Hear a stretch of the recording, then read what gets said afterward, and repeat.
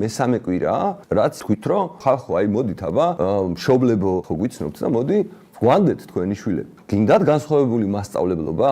ხალხო მოდით ჩვენთან განსხვავებული როლში იქნება მასწავლებელი. რა მოხდა ახლა ამ 3 კვირის განმავლობაში? 250 ბავშვი დაახლოებით დარეგისტრირდა. მე ამ კვირის განმავლობაში ძირითადად ხვდებოდი მასწავლებლებს, ახალგაზრდები არიან სულ, სხვადასხვა განხრით ნიჭიერ ადამიანებს ვეძებ რა, რომლებსაც მართლა უნდათ რომ დაფიქრდნენ იმ პროფესიაზე, რაც შეიძლება მასწავლებლობა იყოს. მაგრამ ყველაზე მნიშვნელოვანი, მე არ მახსოვს 19 საუკუნის მერე ილია ჭავჭავაძე რაღაც ფულს რო აგროვებდა, რომ რაღაც საქმეები გაეკეთებინა, ან წერა-კითხვის გამავრცელებელი საზოგადოება დაეფინანსებინა. ხალხმა ფული მოგვიტანა. აი ესე უცხო ადამიანს ჩემთვის ფული მოეცეს, რომ შენ განდოფო რომ ეს საქმე გააკეთო, მე ამაზე დიდ პასუხისმგებლობას ვერაფერზე ვერ ვიგრძნობ, სკოლის შენობას ყველაზე დიდი ხარჯი რაც უნდა გაგვეწია, გუშინ დავფარეთ. ყველას უზარმაზარი მადლობა მინდა ამისთვის გადაუხადო, რომ გვენდნენ და მე ჩვენთან ერთად უნდათ რა ამ საქმის გაკეთება. განათლების სამინისტრო მომავლის პოლიციელია, რომ ადამიანებს, ბავშვებს არ მიცეს რაღაც განვითარების და მორალურ ადამიანებად ჩამოყალიბების უფლება.